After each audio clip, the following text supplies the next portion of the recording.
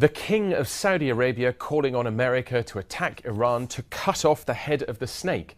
US officials being asked to spy on UN leaders, and a British royal accused of inappropriate behaviour. Headlines this morning around the world are filled with these stories and more, as details from 250,000 diplomatic cables filed to and from American embassies are published by WikiLeaks. Well, I'm joined by James Blitz, our diplomatic editor. And James, most of this seems to be embarrassing, but what are the more serious aspects to all of this? Well, when you're offered a buffet on this scale, inevitably it's up to you to choose which particular bit you want to have.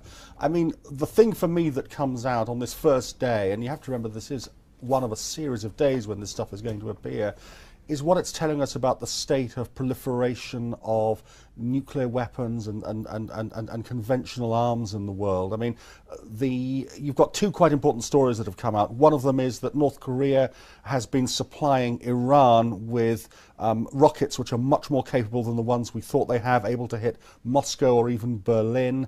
You've got a story about how US diplomats are concerned about highly enriched uranium, weapons-grade uranium, which is inside a Pakistan reactor, which they urgently want to get out of the country in case there's a serious political problem in Pakistan, and that gets into the hands of terrorists. That's the kind of thing which is real escalation. And if we cast our minds back a week ago and we were learning about the state of the nuclear facilities in North Korea being far more sophisticated than we realised, then it really is quite worrying. Yeah, I think the year is ending on a very strong, worrying note about the extent to which these illegal networks, diversifying nuclear goods, conventional arms, North Korea, the links between North Korea and Iran, that is, I think, a very worrying thing. And I think that these WikiLeaks documents have underscored the concern there is about that. What about King Abdullah and his comments about Mahmoud Ahmadinejad wanting to cut off the head of the snake? A vehemence that we've never really seen before. This is very undiplomatic language. Yes, there's no question this will be very embarrassing for the Saudi government and also for governments in the Gulf, which very rarely say anything in public about anything in terms of what they're internally thinking. But we've known all along that the Saudis and the Gulf states are really worried about Iran. We've known that one of the really big risks if Iran gets a nuclear weapon is that these states will also feel that they want to get nuclear capabilities as well. What I think we've found here is the level of concern, the vehemence there is about Iran's nuclear program. I have to say, I think that revelation will be very helpful to the US and to Israel as it's getting countries around the world to face down Iran, because the Americans and the Israelis will be able to say, look, it's not just us who are worried, the region is worried about it. So that really is interesting. This is a revelation. It was unplanned. These are leaks. But the very fact that they are so open and so candid could help America. This are things they could never choose to say, but now it's been said. It's out there and it's useful to them. Yes, I'm not suggesting that the US, the State Department, wanted this stuff out. Of course it doesn't. It's immensely embarrassing, but it cuts both ways. Some of this stuff is embarrassing to the US, there's no question. The way in which, for example, the US diplomats have been given directives to pass on information about officials at the UN, for instance, which looks like a form of spying, that kind of thing is worrying. I mean, but this is quite helpful.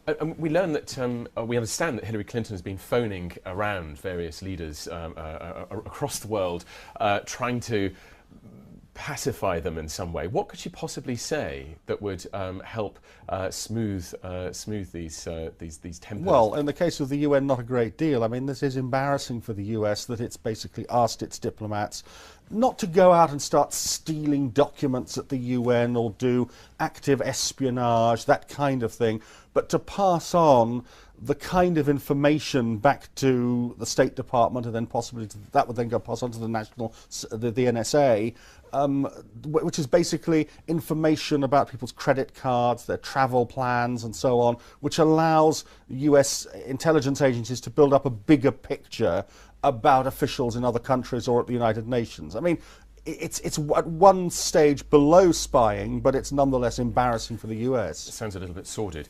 Now, at a broader level, what are we learning? Is there some insight that we can glean from stories that perhaps we already knew about, but just the take that the American diplomats are putting on developments? There's a range of stories. We've known for a long time, for instance, that the US is very worried about the relationship between Silvio Berlusconi and Vladimir Putin, for instance, that they regard the Italian leader as being somebody who works very, very closely with the Russians because there are strong business interests. It's interesting to see a telegram which spells out that that he is very much the best mouthpiece in Europe for the Russian leadership. We've known that the relationship between President Medvedev in Russia and Vladimir Putin as Prime Minister is a complicated one in which Putin is very much the leading figure, if you like. It's interesting to see a telegram which describes Medvedev as playing Robin to Vladimir Putin's Batman. That's the kind of thing which is interesting. It's not, I don't think there's much which is telling us giving us a radically new take or an important new piece of information on how the US views the world, but it does give an awful lot of colour and a lot of granularity to the way in which the US does its diplomatic relations. Marvel Comics view. James Blitz, thank you very much indeed. And you can read much more analysis about these WikiLeaks revelations on ft.com. Goodbye.